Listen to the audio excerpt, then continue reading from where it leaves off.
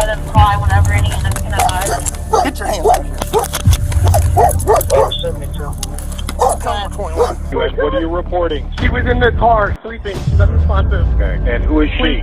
Please. My daughter. My daughter. Please. And this was out in the driveway? You show me your hands now!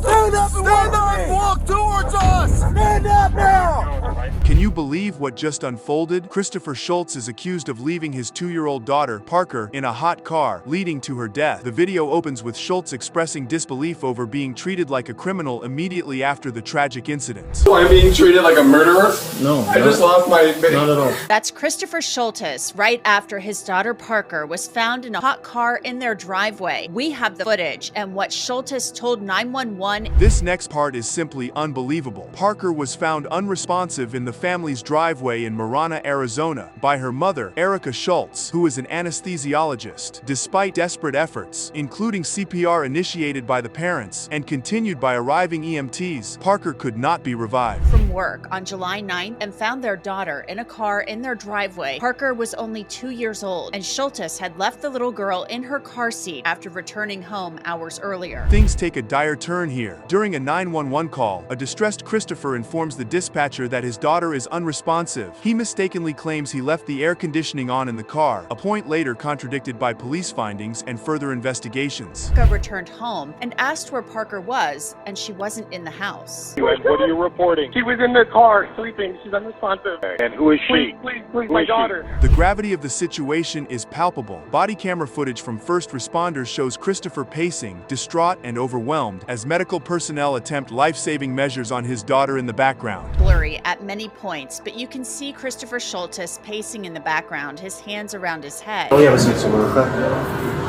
What's going on? Why are you with me? Christopher Schultz then talks about his car. This scene is almost overwhelming. The emotional toll on Christopher is evident as he discusses the unbearable loss of his daughter, describing it as his worst nightmare. This personal turmoil is juxtaposed against a promotional spot for a law firm. Are you guys all here for me? My MDX. The one parked In the outside? driveway. The black one? The blue.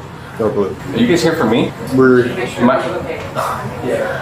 want to do it. Like the death of Parker Schultz. Watching this unfold is absolutely agonizing. Despite efforts by EMTs, the situation proves dire. Christopher is seen grieving as the reality sets in that his daughter is likely deceased. The community's response begins to mobilize with additional support arriving. But Christopher Schultz's wife, Erica, she simply knew it was too late.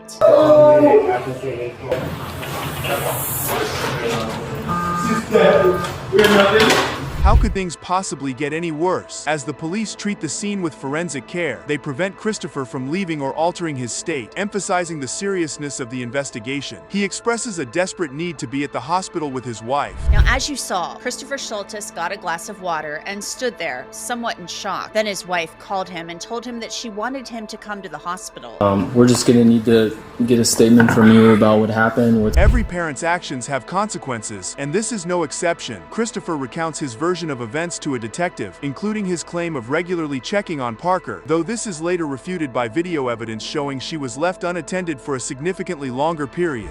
What time? Well, we never do this anywhere, but I'm home, right? Like you're. Schultz then explained why he parked in the driveway and how long Parker was in the car. I'm sorry this is all going on. We always park that car in the garage. The truth starts to unravel. The investigation deepens as detectives review home security footage that contradicts Christopher's timeline, showing Parker was in the car for about 3 hours, not the 30 to 45 minutes he claimed. Prosecutors, because they say Parker was in the car far longer than 30 to 45 minutes after Christopher Schultz gave a statement to the officer. We weren't able to change anything for her. She wasn't breathing on her own. We didn't have a call. This part is absolutely heart-wrenching. In a revealing conversation with detectives, Christopher is informed of his imminent arrest. He is charged with second-degree murder and child violence, reflecting the gravity of his negligence and its tragic outcome. Let Christopher Schultz shower, because at this point, they really don't know what they're dealing with. Please. I don't understand why. I tried explaining that to you. It's not necessary. I'm not going to stand here and watch you shower. Nothing could prepare you for this conclusion. The final scenes capture a distraught Christopher being processed for detention, his earlier disbelief at the situation giving way to the harsh reality of his actions and their consequences. And again, just for confirmation, this is not something that you've done before where, the kids have just been left in the vehicle. We're at home. The grand jury later met and indicted Christopher Schultz on a first-degree murder charge and child abuse, so they upgraded the charge. Can you believe this opener? Right off the bat, we hear someone off camera shouting, "Go baby, get that!" It sets a tense and urgent atmosphere from the get-go, suggesting something wild is about to unfold. Go, baby, get that baby. Go, get that baby. A man jumps into a lake to save a 2-year-old girl after deputies say her mother drove her car into a lake. Hang on to your seats, because this part is a wild ride. A man dives into the lake to rescue a 2-year-old girl after her mother allegedly took a plunge with the car into the water. This hero didn't hesitate, even though the sheriff's department reported the mother intentionally submerged the vehicle, leading to her immediate arrest and charges. I'm Anjanette Levy, and this is Crime Fix. It was a sunny day last Saturday afternoon at Boone Lake in Tennessee when something went terribly wrong. A car went into the lake. Sadly, sheriff's deputies in Washington County, that's about 100 miles northeast of Knoxville. You won't see this twist coming. Annette Levy chimes in with the backstory, recounting the sunny yet tragic Saturday afternoon at Boone Lake, Tennessee. Here, a mother, her daughter, and a car meet the lake in an unimaginable scenario. Lena Young, a mother of a 2-year-old little girl, drove her car into Boone Lake intentionally. Luckily, there were people around who sprang into action to help Young and her little girl. A man named Chris Patrick told me that he couldn't even swim, but his wife told him to jump in the water. Now, this is edge of your seat material. Chris Patrick, a bystander, recounts how he overcame his inability to swim because his wife yelled at him to save the baby. His frantic, splashy rescue effort is something straight out of an action movie. Chris, please, go. Get that baby. You got him? Get him, baby. Can you get to the deck where she's at? Go to the deck where she's at. Feel your heart in your throat yet? In this nail-biting scene, Chris Patrick reaches desperately for the little girl in the water, directed by shouts from the shore to keep her head up and get her to safety. This is real-life drama at its peak. That video just gets me, and get this. When Chris Patrick and his family were at Boone Lake that day, they say they weren't even at the right location for the party they were supposed to attend. They were getting ready to leave when they saw the car in the water, and they just happened to be there. Things take a dark turn here. We hear about Keena Young's chilling confession to a first responder. Overwhelmed, she wanted to join her daughter in what she thought would be eternal peace. Facing charges like attempted first-degree murder, her story adds layers of complexity. It was a disturbing scene, and witnesses helped Young and her daughter. A sheriff's incident report says Young told a first responder, "I'm going through a lot right now, and I just want to be with my daughter and God." Take a moment to catch your breath. Thankfully, the little girl was treated right there at the scene and then released to family members. While the reporter reflects on covering numerous tragic stories, the gravity of this case really sinks in. And driving under the influence. Now, in that video, the little girl was floating in the water. She was treated at the scene and released to family members, and thank goodness she is okay. Ready for a psychological deep dive? Dr. Dana Anderson steps in to discuss the potential psychological triggers that could drive someone to commit such an act. With a focus on untreated depression and substance violence, her insights offer a glimpse into the mother's troubled mind. Spoke with forensic psychologist Dr. Dana Anderson about how a person actually gets to the point where they would drive their car into a lake with their young child. As a forensic psychologist, I am court appointed to evaluate individuals like this. As the plot thickens, enter defense attorney Jonna Spilbor, who unpacks the complexities of defending someone in Keena Young's desperate and potentially suicidal state. Thorough examination of Young's mental health is on the agenda as part of her defense, revealing the legal intricacies ahead. Jonna Spilbor is a criminal defense attorney and also a host here at Law and Crime. Jonna, how do you defend Keena Young? I mean, the evidence is pretty overwhelming here, and this is a woman who obviously was in a desperate state and suicidal, but also, according to law enforcement, tried to kill her young toddler. As we close this episode, Annette thanks Jonna for her insights, emphasizing the critical role of mental health assessments in legal proceedings. With a focus on the child's well-being and the broader implications for community safety, the ongoing saga promises further developments. We will keep an eye on it as it moves through the court system, but really, the important part here, thank God, is that little girl is okay, and the people, Chris Patrick and his wife, who were standing by, and Chris Patrick couldn't even swim and jumped into the water to rescue that child. I mean, thank God she is safe. Brace yourself. This is a wild start. The video kicks off with a witness retelling the grim details of the shooting, explaining how the victim tried to deflect the gun when it accidentally fired. A glaring flash, a deafening bang, and then the tragic sight of her falling, bleeding profusely. This scene lays down the grim reality brutality of the incident. And he points at her, and so she like went to go move it. And that's when you just hear the loud bang and a little bit of a light. And then she drops, and next thing you know, she just starts to bleed. Okay. Shocking moments we're seeing for the very first time. You won't believe this twist. The story unfolds with a 14-year-old boy, seemingly in good spirits, inexplicably shooting a 13-year-old girl during what appeared to be a regular hangout. The boy's father is later arrested for leaving the firearm unsecured, pointing to a serious lack of safety measures at their home. This highlights a dangerous oversight. After a 13-year-old New Mexico girl is shot and killed at the hands of a 14-year-old boy. And he was never mad about anything? Everyone was laughing, having a good time. Everybody was just having a good time. Do you feel like he meant to do this?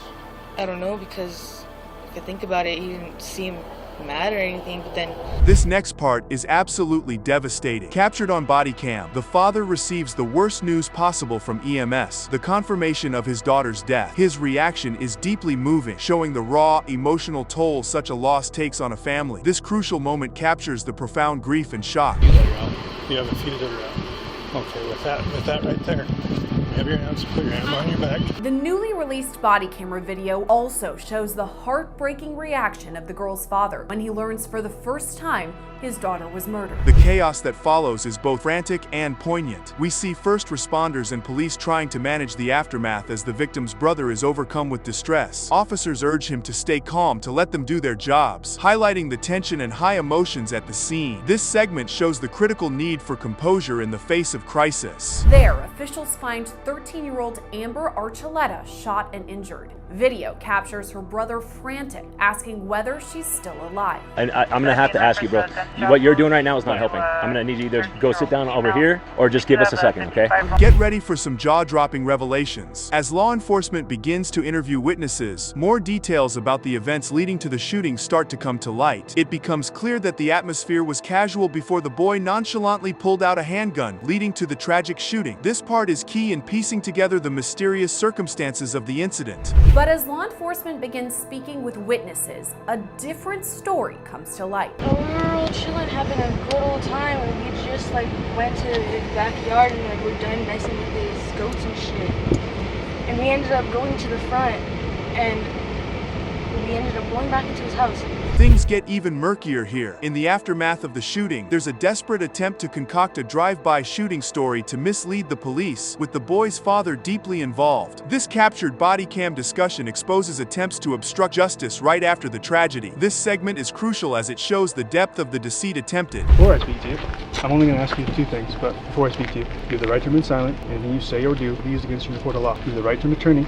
If you cannot afford one can be provided to you at no cost. As we dive deeper, the plot thickens. The closing scenes show the young suspect being taken into custody and informed of his rights, while police discuss the implications of the event and the subsequent investigation. This segment underscores the legal entanglements and the broader community impact. The clip was full, but I don't know if there was one in the chamber. He ended up putting those away, and then that's when he pulls out the revolver. Furio Brown now faces multiple charges, including first-degree murder and tampering with evidence. He was booked into a juvenile detention center, but has since been released to live with his grandparents. Right off the bat, the air is thick with suspense. The police arrive at the scene, urgently trying to locate and secure an individual. They shout instructions to someone off camera to stand up and walk towards them with hands up, which signals a quick move to control the situation and ensure safety. Where's he at? He's better. Shooter's still on the porch. Get him right here. Right here. You got him on the porch. We've asked. That's the last place we've been told. You show me your hands now! Stand up and walk towards us! Stand up now! If you thought that was tense, watch this part. Tensions mount as officers spot the individual and plot their approach, stressing the need for cover to remain safe. They're gearing up for a confrontation, issuing repeated commands for the individual to show their hands and stand up, showing the risk stakes are sky high. Hey, no. We need to come from this side where we can see him. Don't take cover behind her. We see him. We're going to approach from this side. We got cover. Right here. 6 cover, 29 and 63 attack that. Yeah. You'll hardly believe the turn of events here. Medical assistance is called for urgently, hinting at injuries or worse on the scene. The gravity of the situation is highlighted as police coordinate with EMS to get the necessary help, underscoring the chaotic vibe. 63, we're 21. Get the EMS over here. Well, I did drugs when I was little, but I don't do drugs now. I'm sober. I'm not trying to fight you. 63. Get your butt inside. Gatlin, get your butt inside. We on primary? Now. 29, we got 3 main.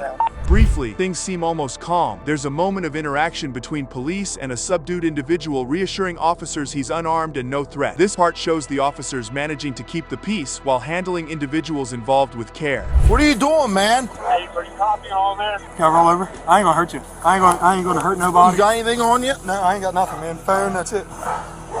I ain't mad, I ain't nothing. Amid all the chaos, there's a brief mention of family dynamics and what's happening right after the incident, with officers instructing to secure another person, stepdaughter, and control a pet, showing a snippet of life amid the madness. Someone else inside the house. Yep. Sit down right here.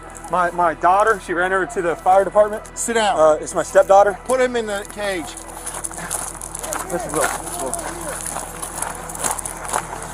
Just when you think you've seen it all, bam! A shocking revelation about the suspect's actions comes to light, confirming he had harmed his family. This critical moment gives insights into the motives and severity behind the incident. Yeah, I knew where Jude and Captain were.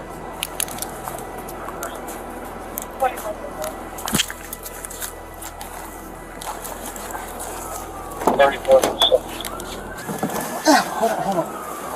Think it's winding down? Guess again. As the video draws to a close, officers make a final push to apprehend the suspect, with repeated commands for compliance. This sums up the determined effort of the police to safely control the situation.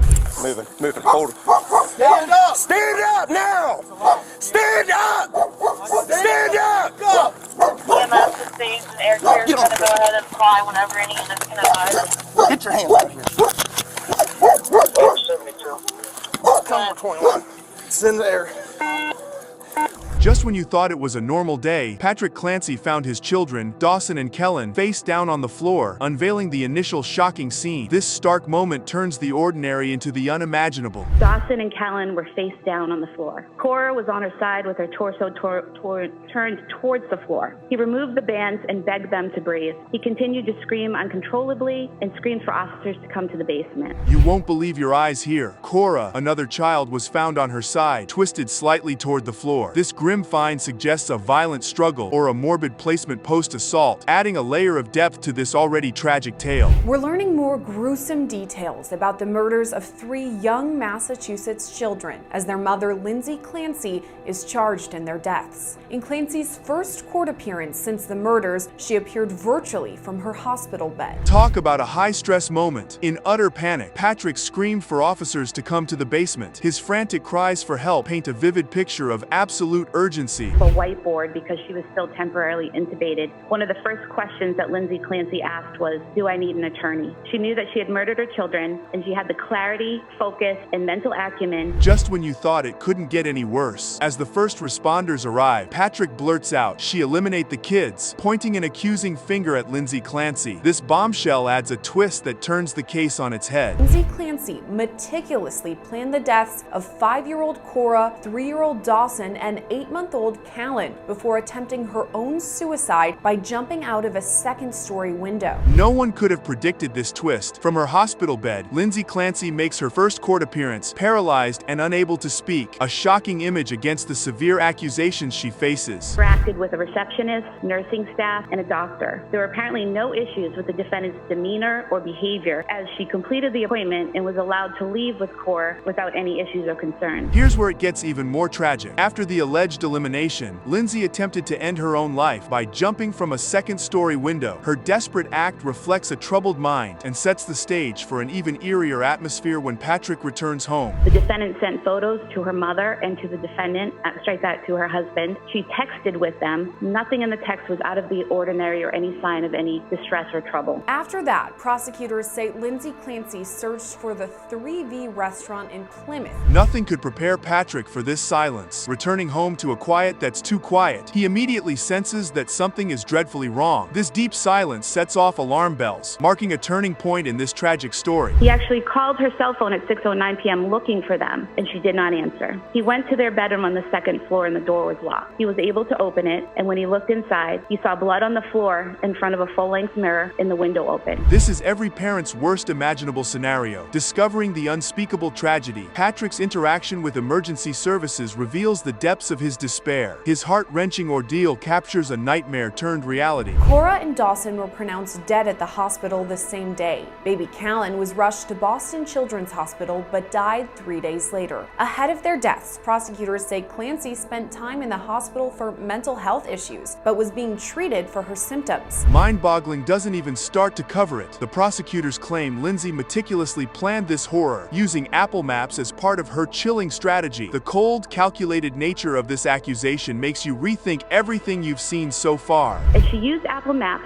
to make sure she would have enough time to strangle each child before her husband returned from where she had sent him. The defendant is a danger to herself and others. She planned these murders, gave herself the time and privacy needed to commit the murders. What's the verdict from the bench? Amid the chaotic swirl of accusations and defenses, the judge opts to keep Lindsay in the hospital, given her dire condition. Based on the letter of the doctor, it would appear likely that she would be sent from the hospital setting to a 24/7 rehabilitation facility. You're not going to believe this one. At the outset, the video introduces Justin Ross Harris, the father who was initially convicted of intentionally leaving his 22-month-old son Cooper in a scorching hot car in Georgia, leading to the tragic death of the child. The narration sets the stage by explaining the background and the dramatic reversal of Harris's conviction. Deep dive into the case of Justin Ross Harris, the father convicted of intentionally leaving his 22-month-old son in a blistering hot car near Atlanta, Georgia on purpose. Harris's murder conviction was overturned, and now we know he will not have to go through a trial again. This story takes twists and turns like a mountain road. The narrative shifts back to the sweltering summer of 2014 when the tragic death of Cooper occurred, leading to Harris's arrest and subsequent conviction in 2016. The segment also highlights the Georgia Supreme Court's decision in 2022 to overturn the horrible conviction, emphasizing the complex legal battles and the eventual decision by the Cobb County District Attorney not to retry the case. Died in his car seat in the back of his father's SUV while his dad went to work. In 2016, a jury found Justin Ross Harris guilty of intentionally leaving his son to die. Georgia's Supreme Court heard arguments for appeal and overturned Harris's murder conviction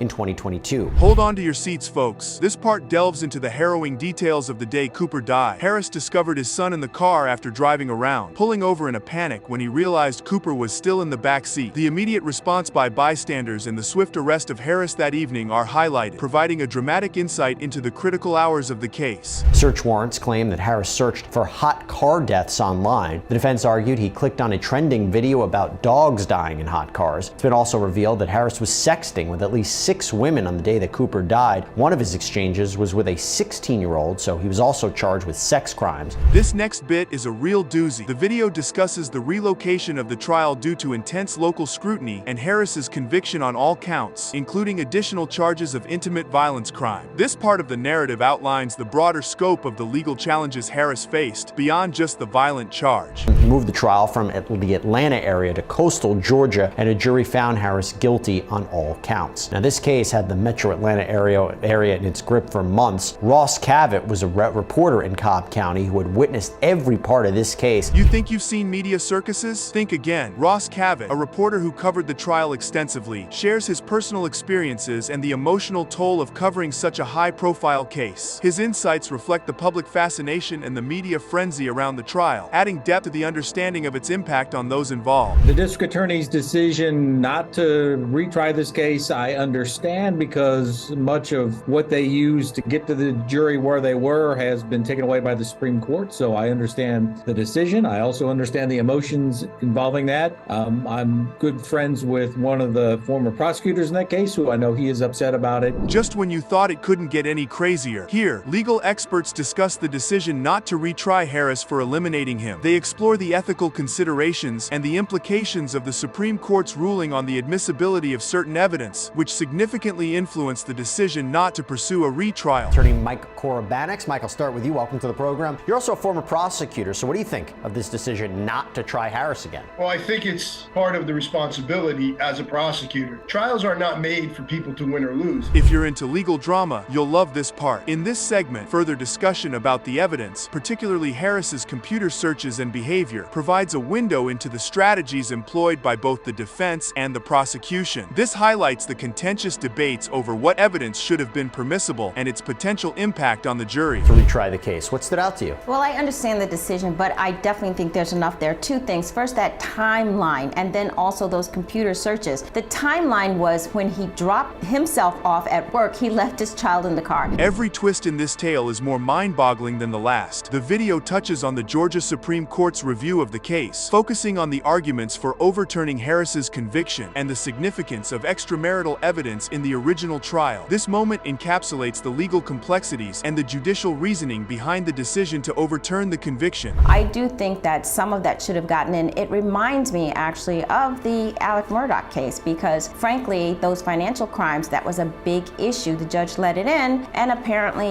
we think it'll be upheld. We don't know, but it could be reversed on that same ground.